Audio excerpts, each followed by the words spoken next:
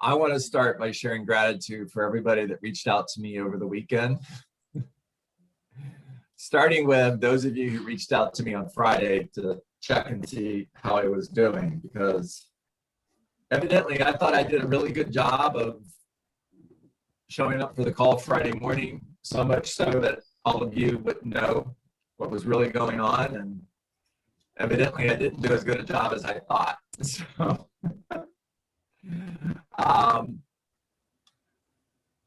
I'm grateful for you guys and grateful for you reaching out for me, and I'm doing great.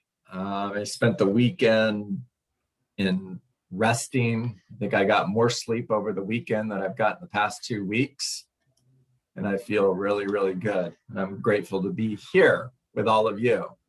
So with that, let's get started. All right, so I want you to write down a few things for me. 90% of success is mindset. 10% is skill. The power of thought. Our choices have made us what we are today. Our choices have made us what we are today. Our thinking creates a pathway to success or failure. Our thinking creates a pathway to either success or failure. Outside influences are not responsible for where you are in life. Outside influences are not responsible for where I am in life. You alone have chosen the path to your present destination. You alone have chosen the path to your present destination. Now, time out for a second. Does that mean that there aren't real times in our life where we find ourselves in adversity at no fault of our own? In other words, you're diagnosed with an illness. Well, you didn't choose that.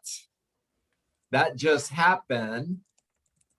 So I'm not saying that you're responsible for being diagnosed with an illness. Don't hear that. What I'm saying, though, is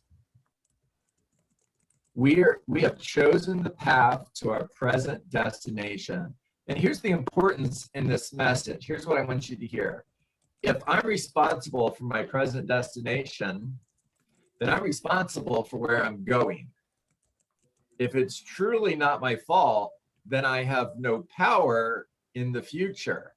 But when I can look in the mirror and I can look and I can say, all of my challenges are looking right back at me, then I have power to change the future. Now, we started the conversation with 90% of success is mindset. How we think matters. Now, if 90% of success is mindset, the other 10% is skill set. I want you to draw 2 lines on a piece of paper, one going vertically across the page, the other one horizontal down the center. And you're creating 4 boxes. Top left box, I want you to write present positive. Top left box, excuse me. Cross that out. Top left box, present positive. Top right box, future positive. Bottom left box, present negative. And bottom right box, future negative.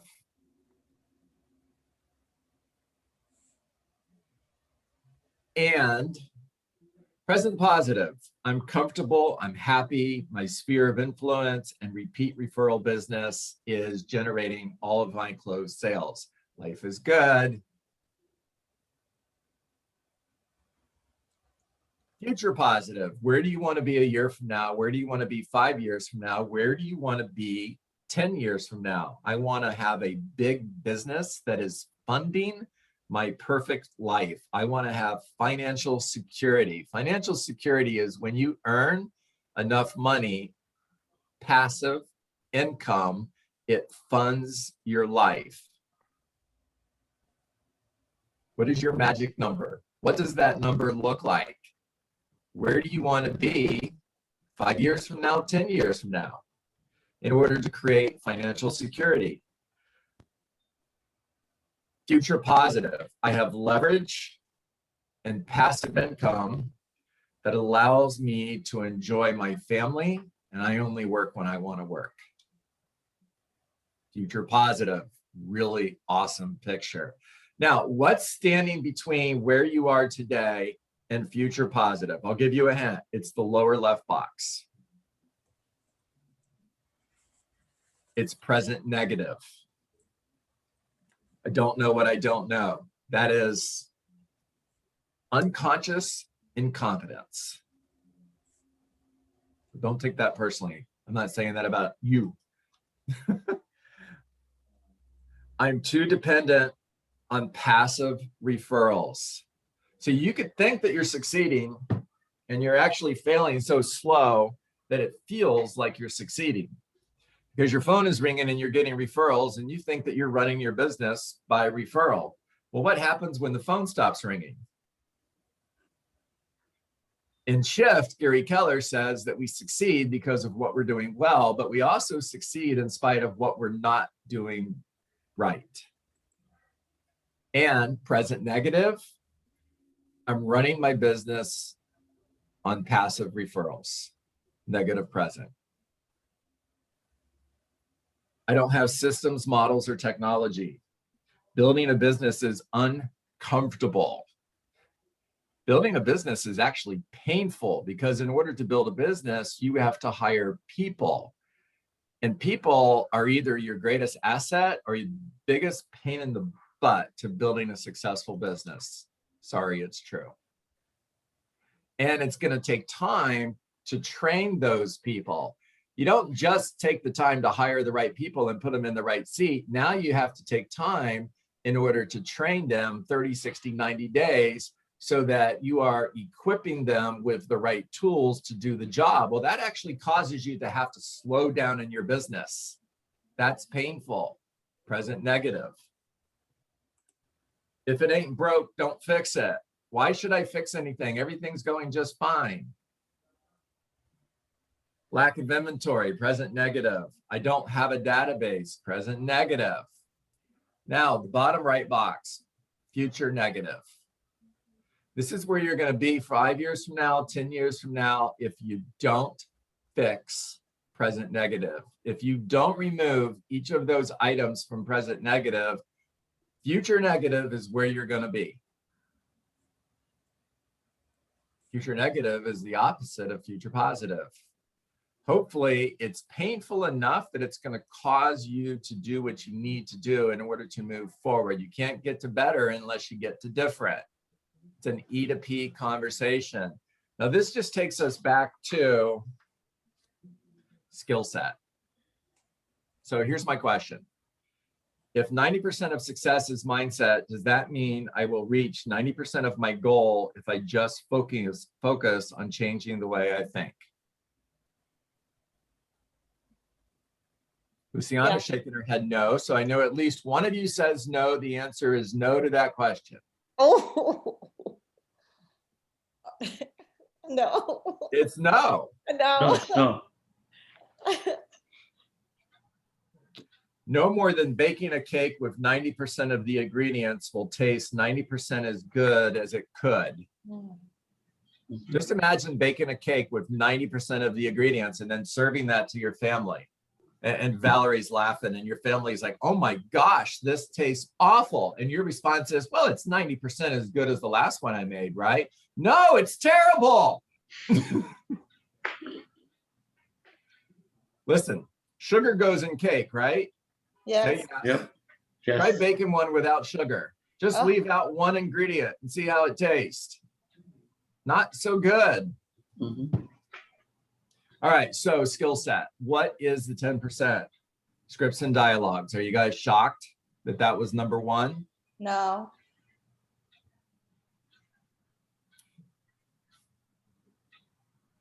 Three hours a day for 10 years. Focused on mastering your scripts and dialogues mastering lead generation, mastering overcoming objections, and you will outperform everyone else. 3 years a day for 10 years, and you will outperform everyone else. In spite of skill, in spite of natural abilities, you will become the Michael Jordan of real estate.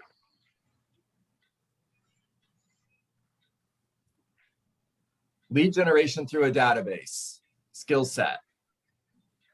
Lead generating through a database. Closing for the appointment. How many different ways do you have to ask for a listing appointment? At what level have you mastered converting a for sale by owner preview to a listing appointment, converting an expired conversation, an expired listing conversation to a listing appointment, converting follow-up on a circle prospect who's thinking of selling their home a year from now to a listing appointment before someone else does? Skill set. Number 4, best practices for follow-up. Success is in the follow-up. Now, if success is in the follow-up, so is failure. In other words, you're either succeeding because you've mastered follow-up, or you're not succeeding, you're failing because you've dropped the ball on follow-up. Matter of fact, in my coaching calls, when I'm talking to real estate agents and I'm having coaching conversations, this is the most common challenge that I hear. Follow-up. Guys, it doesn't have to be that difficult. Yes, there are hundreds of scripts that you can master when it comes to follow-up, but until you've mastered all those scripts, simply, hey, Rich, John Dietz, following up as promised, just wanted to check in and see how you're doing, and is there anything I can do for you today? Now that's it. You want to master a follow-up script? Just master that. The person you're talking to will tell you what else you need to talk about. And it might come across as frustration, like, John, you've been calling me for 6 months. Bring me a buyer. Cool. Can I share with you why I haven't brought you a buyer? Yes. And I understand you're frustrated because I haven't. I get it. And the reason I haven't brought you a buyer is because no one's calling on your house. You see, the reason no one's calling on your house is because I'm not marketing your listing. In order for me to have somebody call on your home, I have to be actively marketing your home. So I can appreciate that you're frustrated. And if I could show you how I could sell your home for more money in less time, would you like to see how I could do that? I want that frustration. I want that seller to even get aggravated with me. The only follow-up script you have to master, Lewis, it's great seeing you here. The only follow-up script that you have to master is, Sarah, John Dietz, Keller Williams Realty, following up as promised. Just wanted to check in and see how you are. And is there anything I can do for you today? Bring me a buyer. Bring you a buyer. Sarah, I'd love to bring you a buyer. You know, just out of curiosity, have you had any offers on your home? No, I haven't had any offers yet. You know, just curious, you have a beautiful home, and I know it's been for sale now for 4 weeks.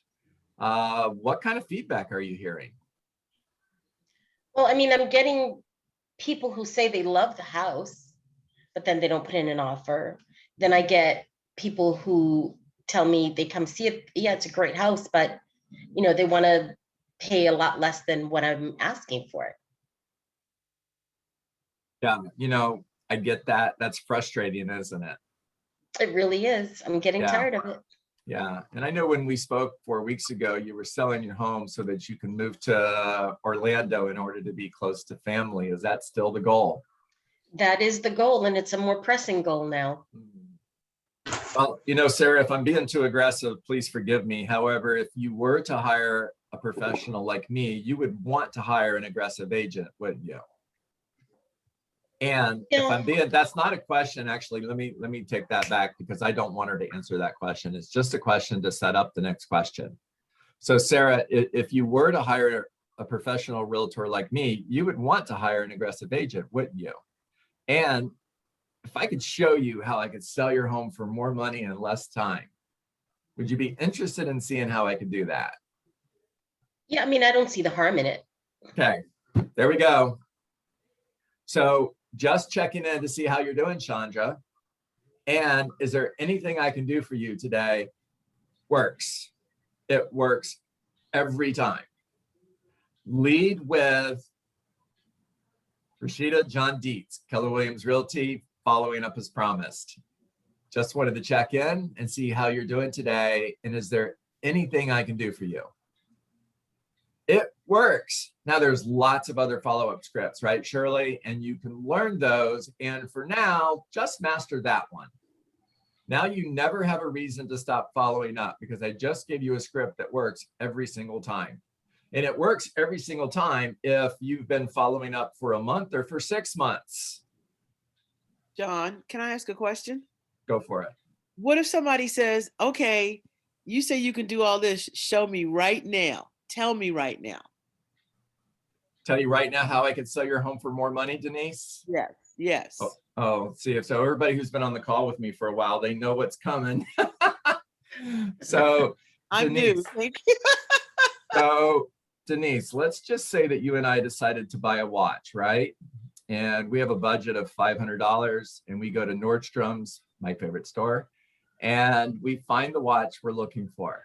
And it's $500. We would buy it, wouldn't we? Yes. Yeah, of course. Now let's pretend we get home and we don't like the watch anymore and we can't return it. So we're going to sell it in the garage sale tomorrow. Are we going to get $500 for it? Mm-mm. Denise, are you Probably still not. there? Yes, I'm here. Yes, I'm here. I said probably not. Probably not. Yeah, so probably not or definitely not, Denise. Would you pay $500 for a watch at a garage sale? No. Then it's definitely not. Okay. So the question is, why not? It's still a brand new watch. It's never even been worn. It's in the box. We bought it yesterday. And here's the reason why. When we went to Nordstrom's, we expected to pay retail and we bought the watch from a professional. Garage sales attract buyers who are looking for a deal, a bargain, and the watch is being sold by who, Denise? The watch is being sold by Non-professional. well, we went to Nordstrom, but now it's the person that just has the watch. And who is that? The Nordstrom's owner. is a retail store. We bought it from a professional. And the garage sale, the watch is being sold by who? The owner. Oh, The owner. yeah. Okay. Sorry, Denise, I wasn't yelling at you. That's okay. That's okay. Now, in real life, I want them to say the owner. And my response is what, Shirley?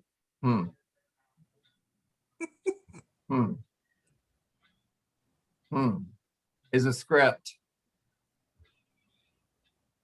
So Denise, is it possible that I might be able to sell your home for more money because I'm attracting better buyers who are looking to pay retail versus looking for a bargain?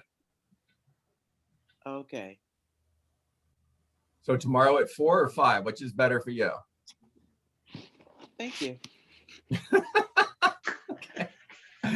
All right, I hope that went over okay. All right, other skill sets. I want to give you the rest of the list so that you have a list to work from.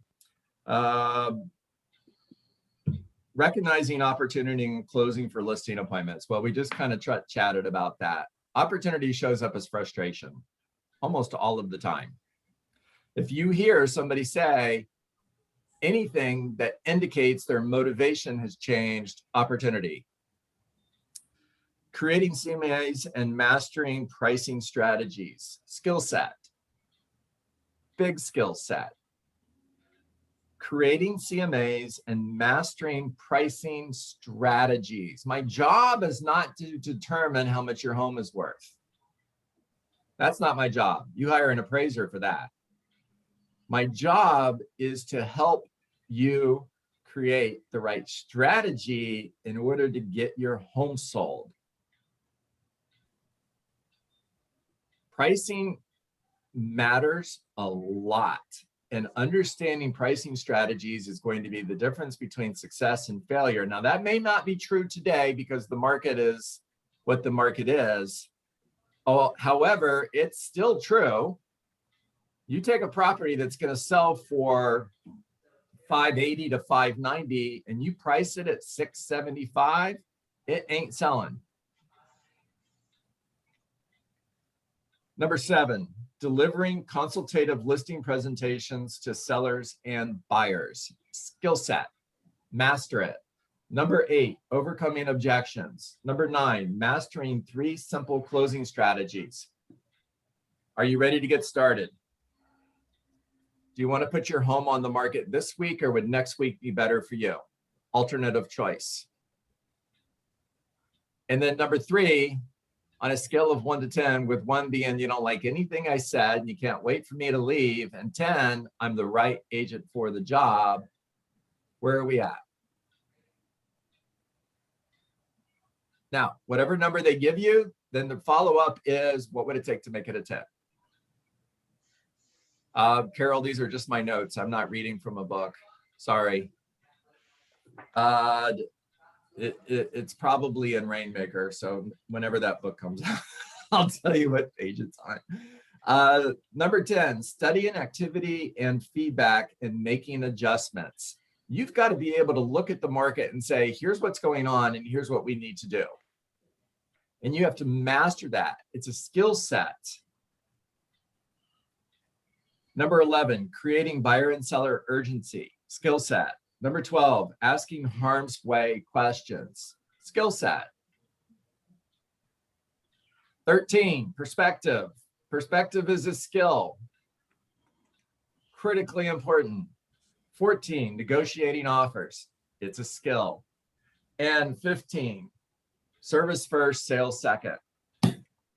Read Raving Fans by Ken Blanchard and deliver raving fan customer service. Okay, success is 90% mindset, 10% skill set. And I just gave you, I think it was 15. Yes, 15 items that make up the skill set. Master those 15 items that I gave you and you will master skill set. And then work every day on becoming the best you can be by focusing on personal growth, by paying attention to the books you read and the people you associate with, by paying attention to what you allow in here, what thoughts you allow to stay in here, and you will be on a constant improvement to mastering mindset. All right, talk to me.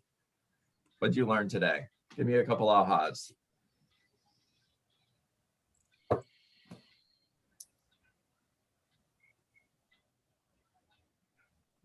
Candace, take yourself off mute, please. While she's doing that, I've got an aha. It feels Okay. like you're always talking to me every morning I am. with the referral business. In the beginning of this call, you talked about people think that their business is running perfectly fine because they're getting all of these referrals. What happens when the phone stops? That was my aha of the day. What happens when the phone stops ringing? Yeah, it's a question all of us should be asking ourselves, because a lot of us are having an incredible success right now, and we look in the mirror and we say, look how awesome I am, look how great I'm doing, look at all these deals I'm doing, and you ain't doing anything but picking up the phone and answering the phone. Yeah, Don't but get mad at even, me. Don't get mad at me. no, but even with the referrals, if you still master all that stuff, you're still going to stay ahead. Because you can ask for referrals from those referrals. So that's not lead receiving, that's lead generating. And Camille, that's the difference between passive referrals and proactive referrals. And that's what Lance was referring to. Okay. Candace, talk to me. Yeah, I just wanted to share an aha. And that is that I think you're one in a million, that you have the ability to distill what's important, and not just to clarify that for yourself, but to communicate it to us. And it's a great gift that you're giving all of us. So thank you. I From the heart. appreciate that. I really do. Got it. I certainly wasn't feeling like one in a million on Friday, Oh, Okay. but we I all do have it- our ups and downs, but yeah, you know, that's if I being human. Yeah. So thank you. I needed to hear that. Thank you, Candace. You got it. All right, give me a couple more. Follow up is the biggest thing for me this morning. France, Follow up. follow up, follow up, follow up. Yes. Yes, follow up forever.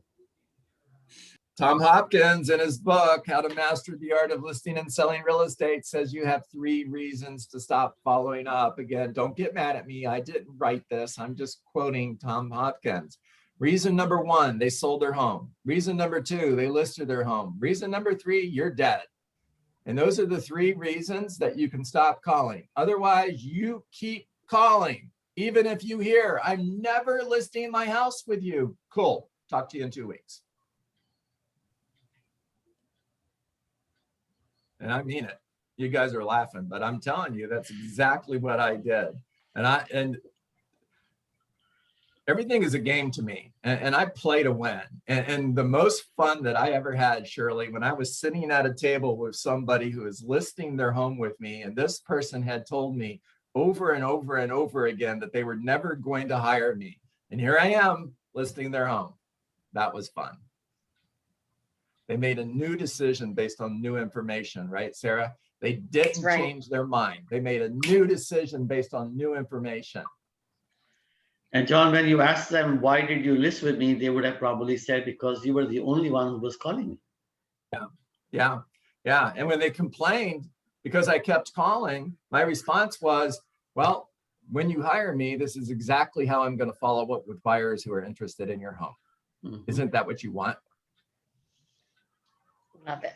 Yep. I had something similar happen. Good morning, everyone. This is Kelly. I was making my Morning. care calls, and I usually check my text history before I dial, but this day I didn't.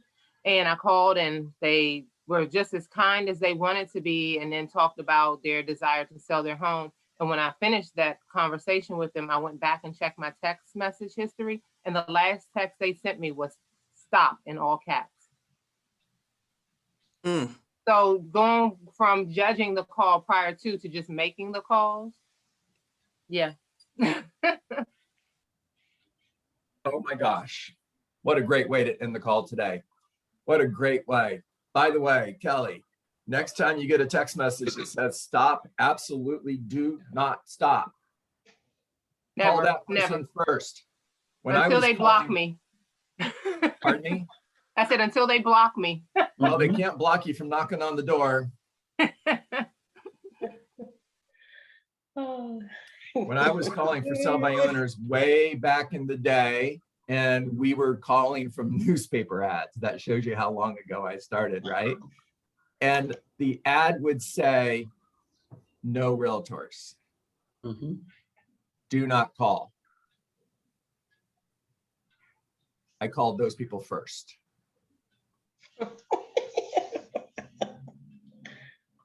100%. Because 99% of the people were not calling. That's what I thought, Eddie. I'm like, well, cool. Nobody's calling these guys. I'm calling them. All right. I've got this today, guys. Time to get to work. What is work? You know, it's interesting because I was reviewing notes in my journal from 2008. I was at family reunion in Atlanta, Georgia. And at the very top of the page, I wrote, what is work?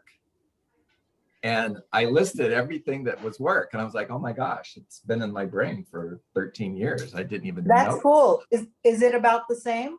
Almost exactly the same. Wow, oh, that's awesome. I thought I made this up. All right, what is work? What work is 20 conversations, not 19, not 18, not 17 conversations, because when you settle for 17 conversations, you don't have the 18th conversation, which could have been $1 million listing that you didn't get because you didn't have the conversation. And remember, work is defined by what you say your number of conversations is for the day. So if your non-negotiable standard is 10 conversations, then work is 10 conversations, not 9, not 8, not 7. If it's 5 conversations, then it's 5, not 4, not 3, not 2.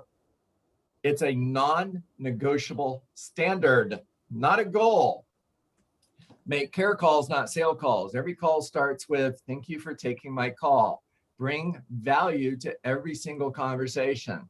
Every day, focus on getting an appointment, getting a referral, or adding somebody to your database. Find somebody today that's thinking of selling their home and meet with them. It doesn't matter if they're thinking of selling their home 30 days from now, 6 months from now, or a year from now, because a year from now, you're going to need listings. Enter all of those people into your pipeline and then follow up forever. Reject rejection. No is not a word that lives in your vocabulary. No simply means not yet. People will not change their mind, but what they, nope, yep. People will not change their mind, but what they will do is make a new decision based on new information. And when you follow up forever, you're creating emotional proximity. So when they make that new decision is going to be to hire you. Make it a great day. Thank you, John. Awesome. that Thanks, better? John. Thanks, everyone. John. Have a great Thanks, one. everyone. All right. Bye. Bye, everybody. Thank you. I think. Bye-bye. Bye, John.